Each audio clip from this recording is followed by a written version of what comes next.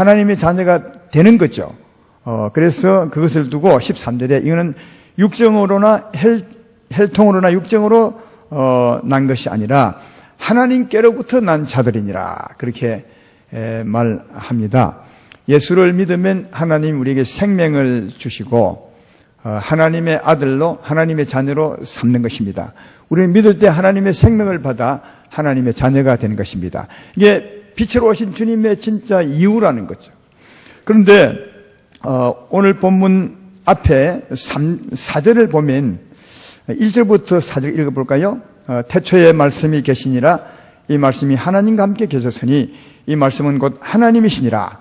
그가 태초에 하나님과 함께 계셨고 만물이 그로 말미암아 지은 바 되었으니 지은 것이 하나도 그가 없이는 된 것이 없느니라. 4절에 그 안에 생명이 있었으니 이 생명은 사람들의 빛이라. 하나님은 생명, 하나님은 말씀인데 말씀 안에 생명이 있는 거죠. 살아계신 말씀 안에 생명이 있는데 그 하나님의 생명이 뭐라고요? 사람들의 빛이라 그렇게 말합니다. 사람들의 빛이라 이 말은 사람으로 하여금 선하게 살게 하는 능력이라 그런 말이죠. 그래서 이 말씀만 봐도 사람이 선하게 살려면 의롭게 살려면 하나님의 생명을 받아야 합니다. 왜냐하면 그 생명이 사람들의 빛입니다. 이 생명이 없으면 사람들이 빛이 없죠. 빛을 비출 수 없습니다. 그래서 이 생명이 사람들의 빛이라 이 말은 굉장한 의미가 있고 굉장한 선포라는 것을 알 수가 있다 하는 겁니다. 근데 이 생명이 사람들의 빛이라 하는 것은 생명과 빛은 사실은 같은 겁니다. 비유로 말하자면 이렇게 할 수 있겠네요. 이 전기불과 빛은 하나입니다. 그죠? 이 빛은 전기불에서 나오니까요. 또 더 크게 비유하자면 태양과 태양의 빛은 하나입니다. 태양빛과 태양을 분리할 수 없습니다. 태양에서 빛이 나오니까 그 태양이나 빛이나 하나입니다. 마찬가지로 생명과 빛은 하나입니다. 생명에서 빛이 나오는 겁니다. 그렇죠? 그러므로 우리가 예수 믿음으로 생명을 받았다는 말은 다르게 말하면 빛을 받은 것이나 마찬가지고 예수 믿음으로 생명을 받은 것은 예수 믿음으로 빛을 받은 것이고 우리가 꼭 빛이 된 것이나 마찬가지라 하는 겁니다. 그래서 에베소서 5장 8절에는 그렇게 말합니다. 너희가 전에는 어둠이었더니 이제는 주 안에서 빛이라 빛의 자녀처럼 행하라 그렇게 말합니다. 우리가 생명을 받았습니다. 하나님의 생명을 받았습니다. 예수 믿을 때 이 생명은 곧 빛과 같습니다. 그래서 너희가 주 안에서 빛이라 그렇게 말한 것은 예수의 생명을 가진 예수의 빛을 가졌다고 그렇게 말하는 겁니다. 그러므로 가만히 생각해 보십시오. 주님은 참 빛으로 오셨는데 참 빛으로 오셨는데 결국은 무엇하러 오신 겁니까? 우리에게 생명을 주러 오셨다고 했죠. 그 생명은 뭐라고? 빛이죠. 그러니까 참 빛이신 주님이 오신 것은 우리에게 빛을 주기 위한 겁니다. 빛되게 하신 것이다 하는 겁니다. 그가 참 빛이었는데 이 세상에는 전에 빛이 없었습니다. 여러분도 나도 빛이 없었지만 그분을 믿을 때 빛을 준 겁니다. 그래서 우리를 두고 주 안에서 빛이라 그렇게 말한 것은 참 빛으로 오신 주님의 목적은 우리에게 빛을 주기 위한 것임을 잘 알 수가 있죠. 그리고 주님은 이 빛을 주시면서 말씀하기를 이 빛은 말라리에 감추어두기 위한 것이 아니라 산 위의 동네가 다 드러나는 것처럼 또 불을 켜는 것은 등갱 위에 두어서 많은 사람에게 비치게 하는 것처럼 너희에게 빛을 준 것은 말 안에 가두어 숨겨두기 위한 것이 아니라 이 빛은 드러내기 위한 것이다. 그래서 이 빛을 비추어서 이 빛을 주신 하나님께 영광을 돌리게 하라. 이게 마태복음 5장 말씀이죠. 마태복음 5장 16절에 이같이 너희 빛이 사람 앞에 비치게 하여 그들로 너희 착한 행실을 보고 하늘에 계신 너희 아버지께 영광을 돌리게 하라. 그렇게 말합니다. 너희 빛이 사람에게 비치게 하여, 이 말은 여러분의 빛이 아니요 우리가 받은 빛이죠. 하나님의 생명의 빛, 하나님의 생명의 능력. 그러니까 빛을 비추려면 하나님의 생명을 풍성히 얻어야 합니다. 힘입어야 되는 겁니다. 이걸 다르게 말하면 생명의 빛을 얻어야 합니다. 그때 우리는 이 빛을 비출 수 있죠. 나를 드러내는 것이 아니라 예수의 빛을 비출 수 있는 것이다. 이 빛을 비추어서 이 빛이 하나님께로부터 온 것임을 나타내어서 사람들로 하여금 하나님께 영광을 돌리게 하라. 이렇게 말하죠. 전에 사람들은 우리를 보았을 거 아니겠습니까? 우리의 이웃은 우리를 보았겠죠. 그때는 진짜 행편이 없었는데, 예수님 믿기 전에는 술도 드시고 술 조증도 부리고 담배도 피우고 행실도 엉망이더니 어느 날 그분이 교회 가고 예수를 믿더니 사람이 달라졌어요. 그때 사람들은 말합니다. 야, 하나님이 저를 저렇게 바꾸어 넣었구나. 이게 하나님께 영광을 돌리는 거죠. 내게 있는 빛을 비추어서, 나를 변화시키신 하나님의 빛을 비추어서 사람들로 하여금 하나님이 저렇게 바꾸어 놓았구나. 하나님이 정말 계시네. 이렇게 해서 하나님께 영광을 돌리도록 하라. 이것이 빛을 주신 하나님께서 빛을 비추게 한 이유다. 그렇게 말씀을 합니다. 그리고 빛을 비추라 하신 주께서 그 다음에 마태복음 5장 그 다음에 빛이 무엇인지를 쫙 설명합니다. 예수님이요. 제가 빠르게 말해보겠습니다. 마태복음 5장 21절 22절에 옛 사람에게 말한 바 살인하지 말라. 누구든지 살인하면 심판을 받게 되리라 하였다는 것을 너희가 들었으나 나는 너희를 이르노니 형제에게 노하는 자마다 심판을 받게 되고 형제를 대하여 나가라 하는 자는 공회에 잡히게 되고 미련한 놈이라 하는 자는 지옥불에 들어가리라. 마태복음 5장 27절 28절에 또 간음하지 말라 했던 것을 너희가 들었으나 나는 너희에게 이르노니 음욕을 품고 여자를 보는 자마다 마음이 이미 간음하였느니라. 음욕을 품지 말라는 겁니다. 그게 빛을 비추는 것이라고. 그 빛이라고.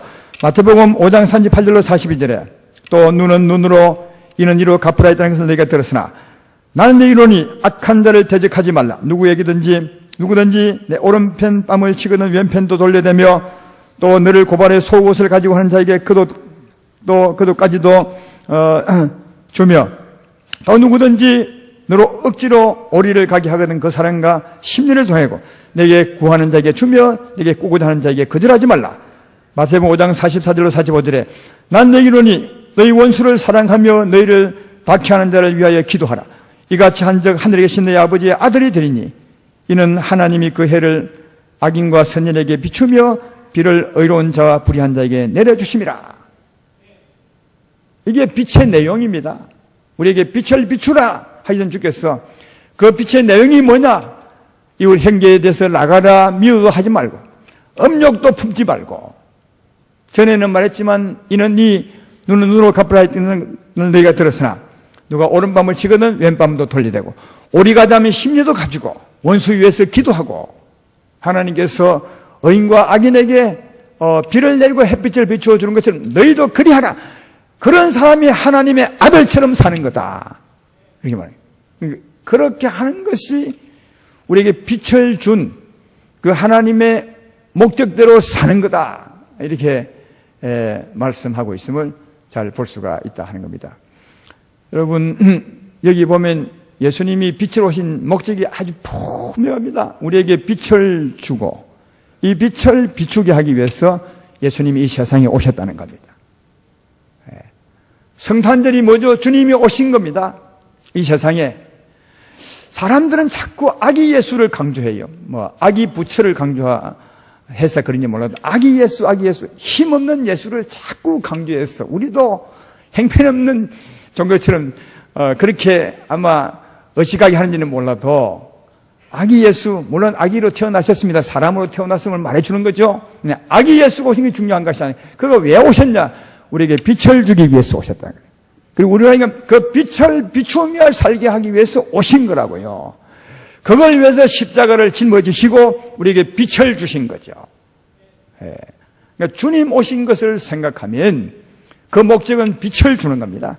하나님의 아들이 되게 하는 것이면 빛의 아들이 되게 하는 것이고 빛이 되게 하는 하나님처럼 빛이 되게 하시고 그 빛을 비추며 살게 하기 위해서 이 세상에 오셨다.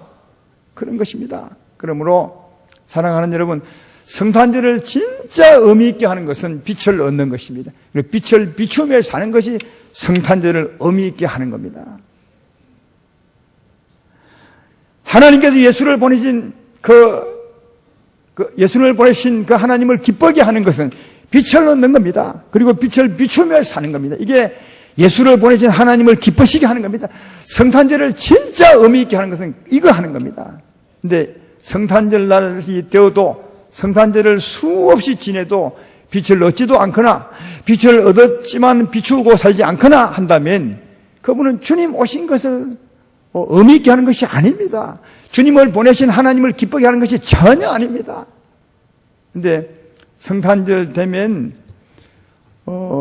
성탄 문화라 해서 예수 믿지 않는 사람들이 더 예수 믿는 사람보다 더 즐거워하는 것 같습니다. 휴가를 받아서 그런지 몰라도 하여튼 백화점마다 희양찬란하고 교회보다 훨씬 빨리 성탄절 추리를 만들고 저희끼리 막 놀고 마시고 떠들고 막 하는데 왜 이렇게 기쁘게 합니까? 성탄절입니다 하는데 그건 주님과 아무 관계없는 거예요. 아무 관계없어요.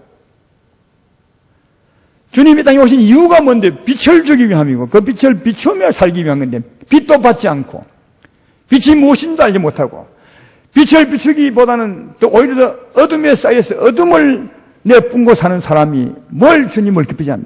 성탄절 노래 부른다고요? 아니면 성탄절 추리를 만다? 성탄절 추리와 주님과 무슨 관계가 있습니까?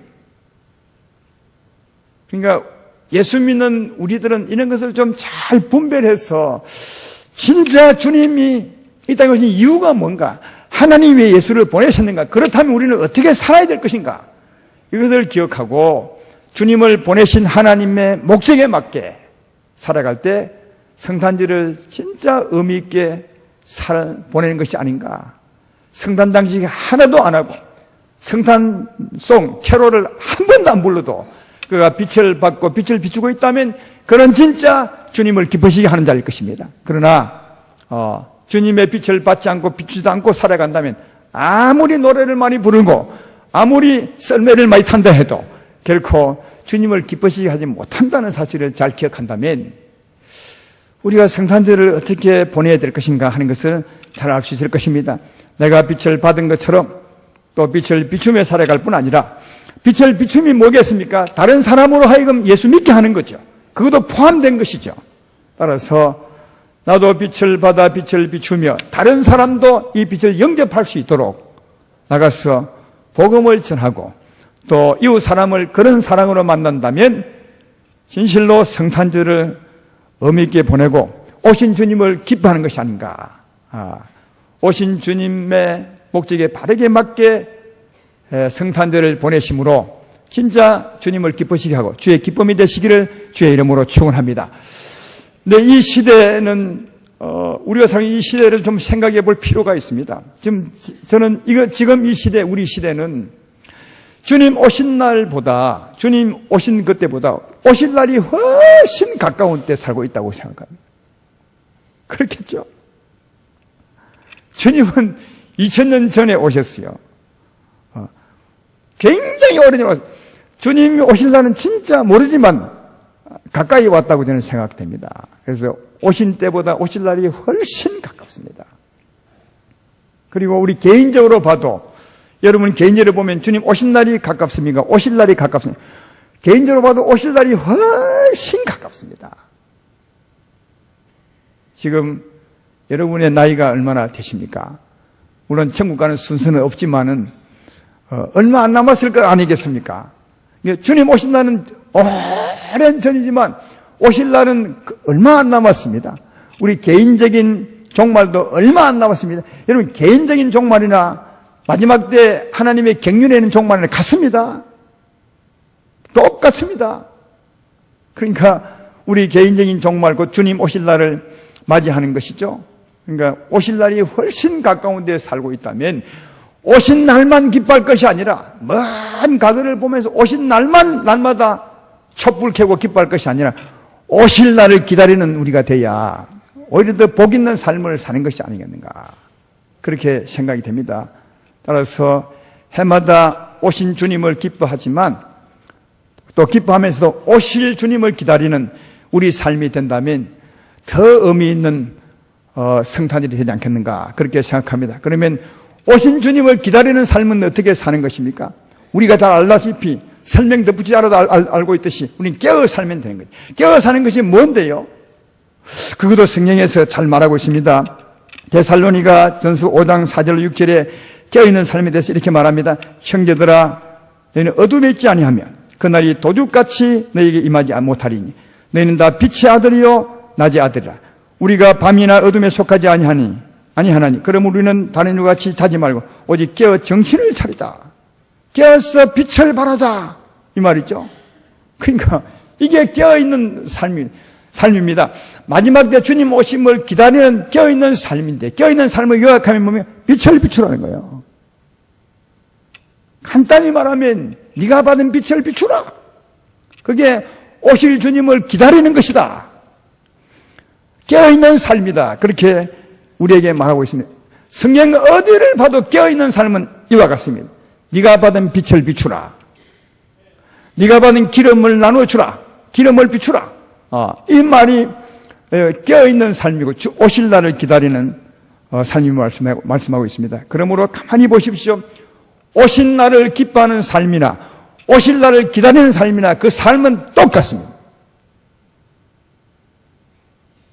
그러니까 우리에게는 이 삶을 주셨어요. 빛을 받아서 빛을 비추는 삶을 사는 이 삶이 오신 주님을 기쁘게 하는 것뿐 아니라 오실 주님을 기다리는 겁니다. 그러니까 복잡한 것이 아니에요. 오신 주님을 기뻐하는 것은 찬송을 하는 것이고 성난 추리를 만드는 것이고 그게 아니고 오신 주님을 기뻐하는 것도 빛을 비추는 삶이라면 오실 주님을 만나는 것도 뭐요? 빛을 비추며 사는 거다. 그러니까 너무 단순하고 쉽습니다. 예수께 빛을 받아서 이 빛을 비추며 사는 겁니다.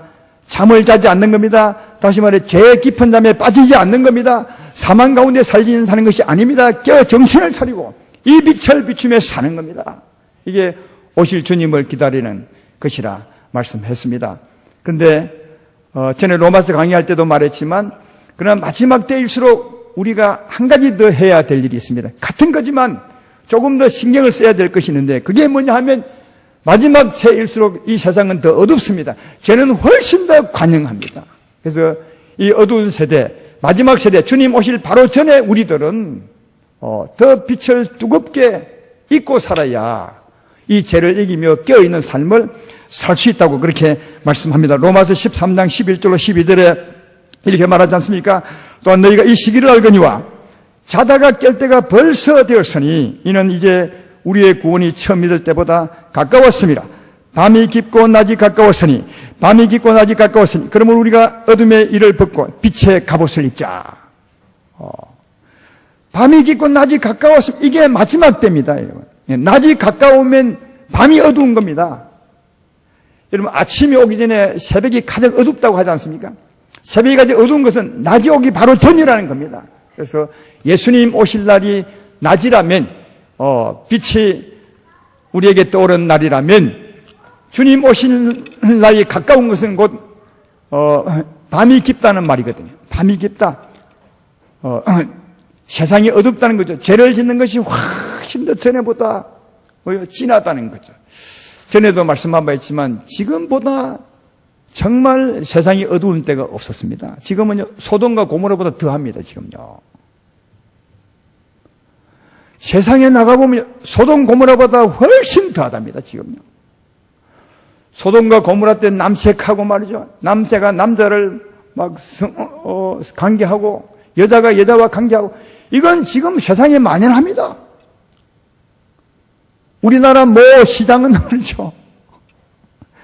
우리나라도 동성애를 해야 된다고 그것이 세계적인 자랑이 된다고 이 요감을 합시다. 미친놈이 있습니다. 요감을 한다고 하고 했습니다. 여러분 동성애는 병입니다. 병. 가장 악 중의 악입니다. 근데 앞으로는 동성애 하면 안 됩니다라고 설교하면 벌금 물 때가 옵니다. 여러분. 틀림없이 옵니다. 지금 미국은 그렇게 왔습니다. 우리나라도 그렇게 주장하는 정치인들이 얼마나 많은지 모릅니다. 소돔과 고모라 때 그렇게 했습니다.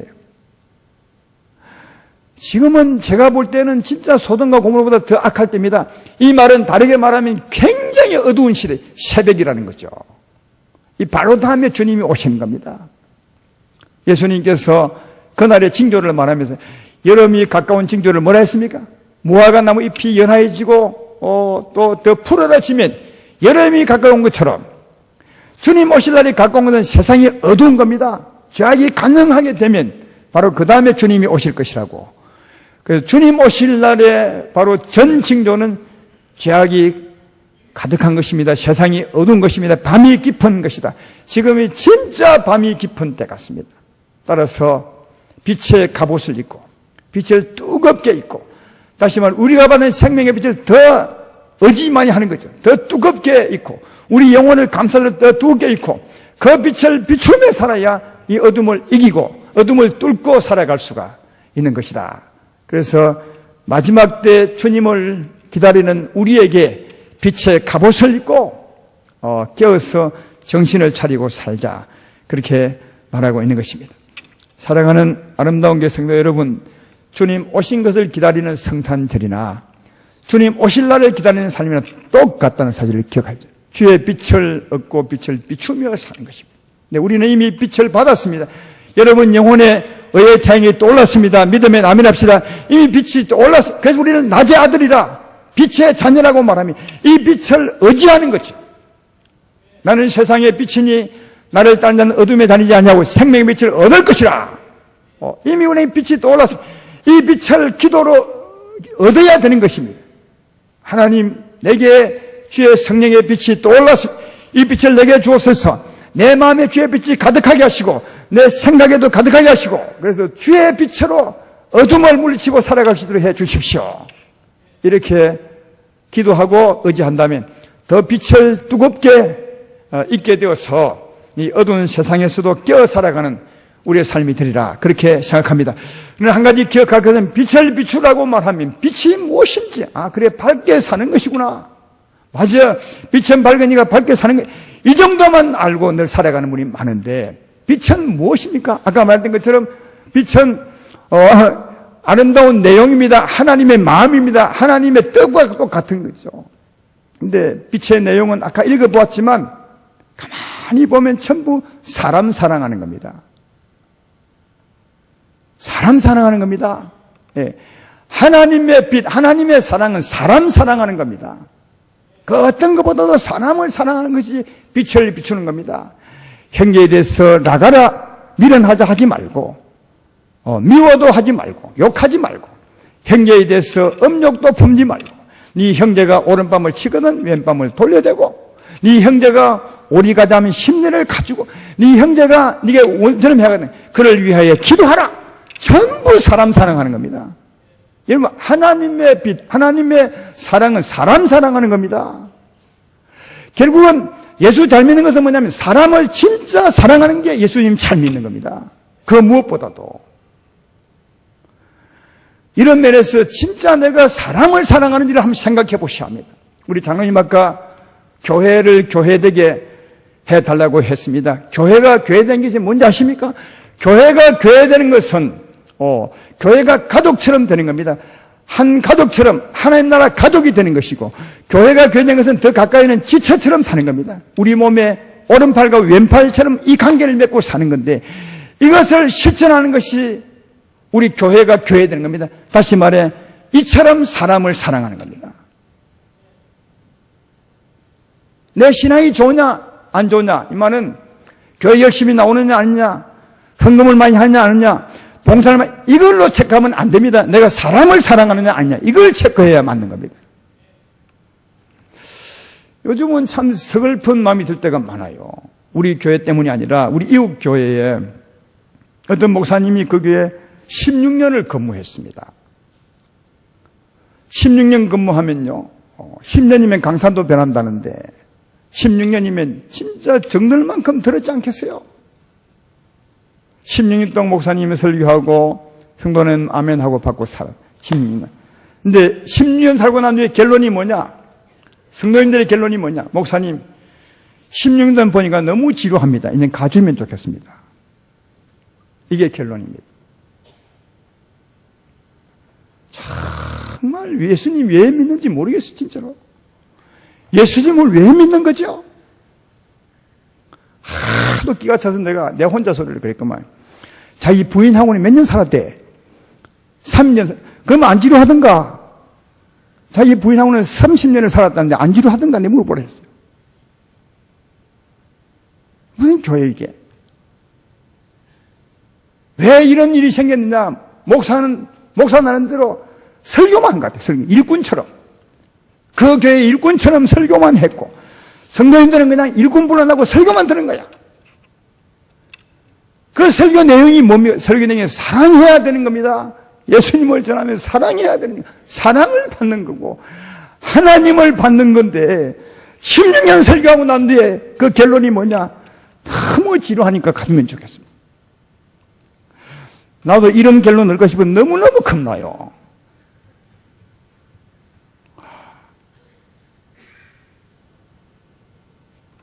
여러분, 목회 16년 했다면 진짜 정이 들어도 진짜 정 들어서 내 가족 같고 내 형제 같고 내 자매 같고 이런 사람이 관계가 돼야 되는 겁니다. 그게 예수님 잘 믿은 겁니다.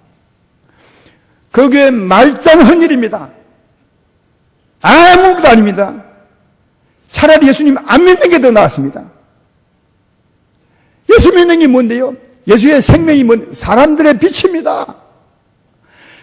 사람들의 빛을 가진 생명의 말이 거기 입에서 그런 말이 나와요. 이건요, 세상에도 그런 말 안 나옵니다. 목사도 잘못했고 성도도 잘못된 겁니다. 정말 잘못된 겁니다. 있을 수 없는 얘기요. 그들은 하나님을 드는 것이 아닙니다. 하나님을 주고받는 것이 아니라 순전히 일을 한 것입니다. 목사도 목사일 그냥 직업적으로 했고 성도도 직업적으로 예배를 드리고 그렇게 살았던 겁니다. 여러분, 교회는 직장이 아닙니다. 목사는 직업이 아닙니다, 여러분.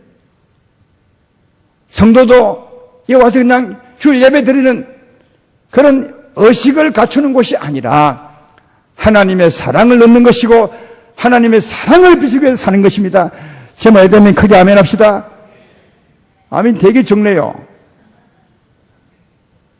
정신 차리셔야 됩니다. 나중에 주 앞에 있을 때 주님이 우리에게 뭘 묻겠습니까? 네가 얼마나 사람을 사랑했냐? 그걸 물을 겁니다. 네가 일을 얼마나 아무 의미 없습니다. 일한 거예요. 하나님의 사랑을 한 사랑에 그 일이 의미가 있는 거지. 사랑 빼고 일은 아무 의미가 없습니다. 헛일한 겁니다. 솔직히 말하자면 결국은 하나님의 사랑으로 사랑한 게 남는 건데 그 사랑을 하지 못하고 산다면 이건 진짜 예수님을 잘못 믿은 겁니다. 씁쓸한 일이 그뿐만 아니에요. 어떤 교회는 하나 되기를 원하는데 하나 되지 못하는 이유를 말하니까 뭘 하냐면 그 동네에 20년 전에 성도 하나 있었는데 그 성도가 20년에 너무 나빴다는 거예요. 정말 기가 차더만요. 그래서 내가 그랬어요. 당신이 20년 전에 훌륭했나? 물어봐요. 말을 못해. 당신이 20년 전에 훌륭했냐고요. 우리가 훌륭하지 않기 때문에 예수 믿는 겁니다. 훌륭하지 않기 때문에 날마다 회개하고 훌륭하려고 말씀을 듣고 나를 날마다 쪼개버리고 주님 따라가려고 하는 그래서 주님이 그런 우리에게 역사하사 우리를 바꾸어 나가는 게 신앙생활인데 20년 전에 그분이 나빴대요. 그래서 함께 할 수 없대. 도대체 예수님 왜 믿는 겁니까? 또 하나 될 수 없는 건 거기에 나쁜 성도가 너무 많대. 그래서 못하겠대 하나. 참. 네, 그랬어요. 그렇기 때문에 하나 돼야 됩니다. 만약 그런 걸 알면서도 그 마음으로 하나 되지 않으면 당신은 불행한 자가 됩니다. 우리는 그런 사람을 용납하고 그런 사람도 안아줄 수 있는 사람이 되기 위해서 예수 믿는 겁니다. 그걸 하지 않으면 당신은 예수 믿는 사람이 안 됩니다. 그걸 해주는 교회가 돼야 복 있는 교회가 되고 진짜 폭넓은 교회가 되고 주님 닮아가는 교회가 됩니다. 아무리 말해도 안 듣습니다. 그럼 몰랐으면 모를 때는 몰랐으니까 그래도 치고 말씀을 듣고 알았으면 나를 버려야 되지 않습니까? 듣고도 안 버립니다. 그러면 누구를 버려야 되는 것입니까? 지금 우리 이런 시대에 살고 있습니다. 큰 소리에서 대단히 정말 미안해요.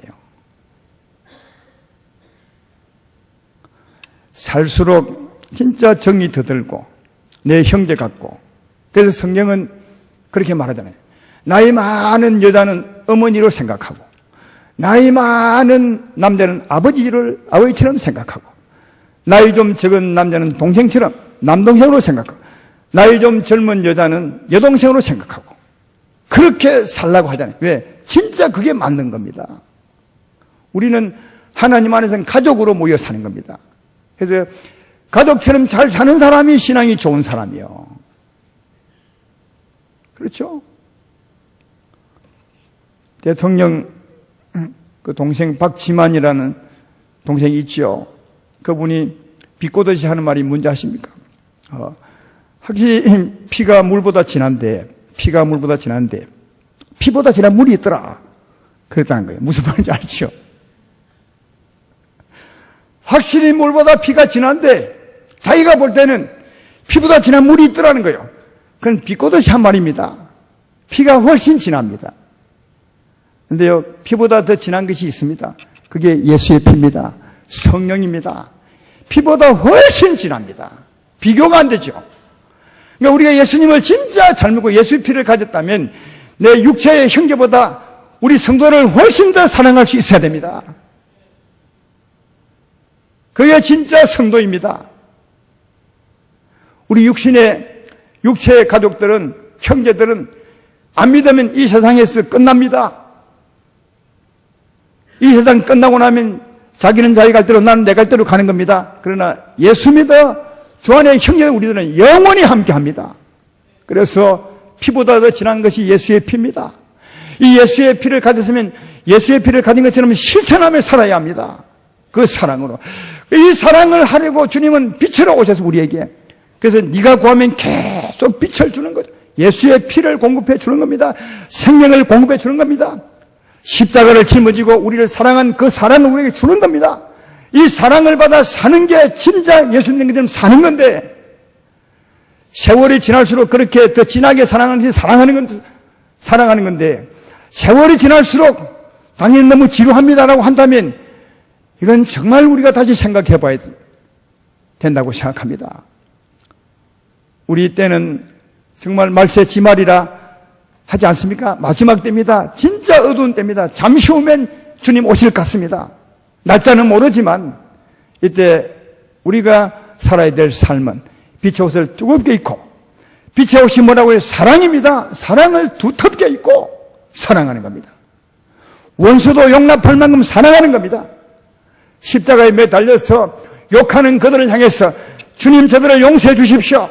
몰라서 그렇습니다 하는 예수님처럼 그런 사랑을 할 수 있는 자가 되어야 됩니다.